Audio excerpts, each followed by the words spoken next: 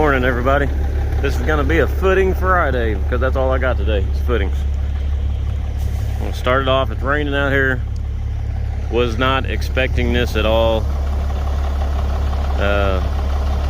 but I'm gonna sit right there, and it's a little over 30 yards here. I'm gonna get cleaned up, head to another one, which is pool footings. We've done a ridiculous amount of pools this year and last year, so either way, here it is. I'm gonna get this truck set up. I'll do a little time lapse on this one, or hyper lapse, and get cleaned up, head to the next one. Hopefully I can get in on the next job, not for sure.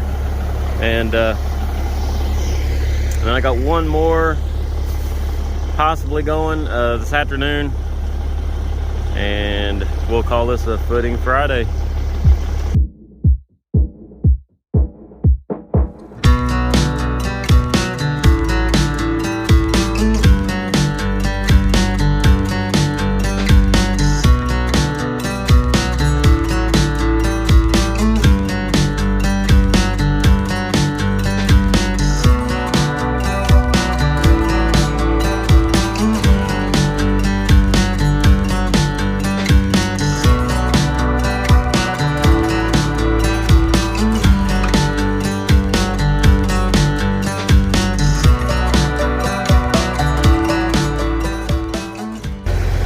Get a lot of questions about this mud snake hose. And what it is, it's a Unisource mud snake, 4-inch, and really there's not much to it. It's got Kevlar on the inside of this thing, but really stout hose. Wish that thing would focus. It's got Kevlar in there, and when that rubber starts, or that plastic starts wearing away on there, you'll start seeing some yellow, which is the Kevlar shining through. But a very light hose, lays flat in the concrete. It kind of sticks on the inside of that, so once it gets full, you know, it's a pretty heavy hose, and it'll expand out to 4 inches. But works really well for walls, footings. If you don't want to get yourself just soaking wet with concrete whenever you're splattering around here in these things, works excellent. Typically I would run a 4-inch hose, but I'm not, just because of the simple fact of these styrofoam going around the edge of this, and I don't want to take a chance of trying to boil that up. So that's why I'm running the mud snake. But good hose, and yes, I do have a clamp at the top. I catch a lot of static on that. That's fine. It's a 4.5-inch muffler clamp. What I do, these hoses are really prone to wearing out right below their crimp. So what I do is I cut them off about a foot. I shove a little piece of slickline pipe down in there, clamp it, and I would challenge anybody to pull on those hoses versus a crimp with a muffler clamp. I almost put money on it. That clamp will probably hold more. So anyway, let's get started here just shortly. So before the mud snake actually came out, we would take a 4-inch reducer, and we would wire tie a 8-inch trimmy hose on the end of the reducer, because that's all we really had. You know, we had seen other pumping companies that would actually smash a piece of 4-inch slickline pipe and shove them down in their walls. We never really went that route. We would tie the trimmy hose on the end of the reducer, try and fish it down into a wall and pour, and a lot of times what would happen is the trimmy hose would get hooked on some tie wire or a little piece of jagged rebar down in the wall, and it would split the hose usually. And we did that for a lot of years, until the mud snake came out. And once it came out, that was the cat's berries right there. So you could put that thing right down in the wall, pump. You didn't have to worry about wire or anything trying to snag that hose, and it kept a good stream. It kept a lot of pressure off the forms, I felt like. And actually use it for styrofoam walls when I'm pouring them. I used to use a 4 to 3 ram's horn with a 3-inch hose, and that thing would plug up all the time. So when it would plug up on the 3rd time, I would kick it all off to the side, and I would put a double-ended hose with a double 90s at the bottom, which is not very smart practices to do, but that's what I did to try and get through styrofoam walls. And nowadays we use the mud snake, so if you're looking into one of those, I highly recommend it. It works great. So anyway, that's kind of how we used to do things. Now we don't. So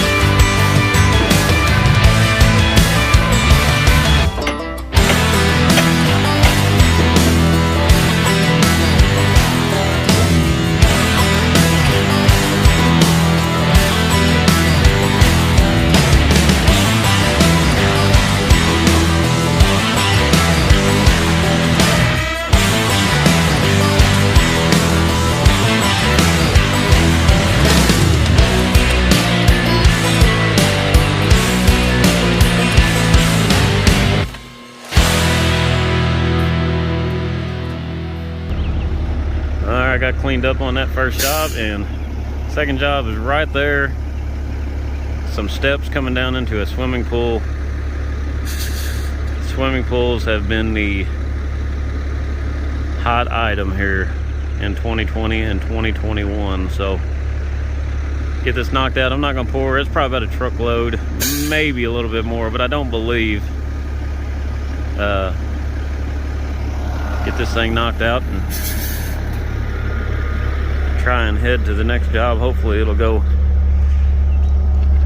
pretty good. So, but it is now time for, believe it or not, it is now time for the morning Pepsi. If anybody's familiar with Gator Bar, this is a fiberglass rod that meets or exceeds typical rebar.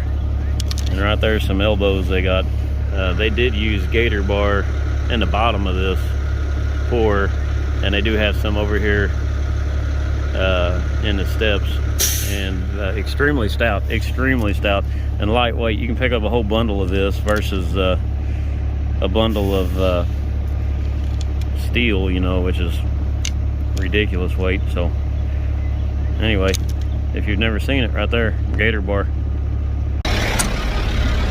All right, so that third job, they went ahead and tailgated that third job. So 2 jobs today. I'm back down here at the ready mix plant, and gonna clean this thing up, get ready to head to the shop, get it ready for Monday.